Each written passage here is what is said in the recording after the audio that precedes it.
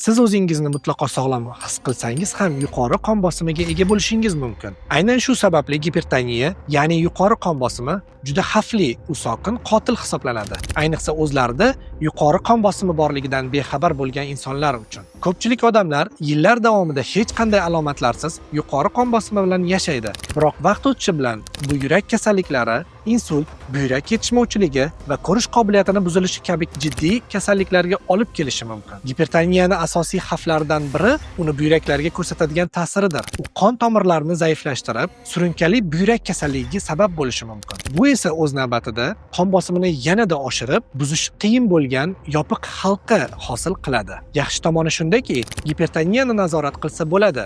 Birinchi qadam qon bosimini aniq o'lchashdir. Sog'lom turmush tarzi muhim ahamiyatga ega. Muntazam jismoniy mashqlar, to'g'ri ovqatlanish, tuz va spirtli ichimliklar iste'molini cheklash, vazni normada saqlash qon bosimini me'yorda ushlab turishga yordam beradi. Ba'zi odamlar uchun turmush tarzini o'zgartirish yetarli bo'lmasligi mumkin. Bunday hollarda dori-darmonlar orqali qon bosimini boshqarish mumkin. Ammo kundalik qarorlarimiz, nima yeyishimiz, qanchalik faol bo'lishimiz qon bosimini boshqarishida hal qiluvchi ahamiyatga ega. Med 36.6 uchun sizlar bilan doktor Said Kamilovich.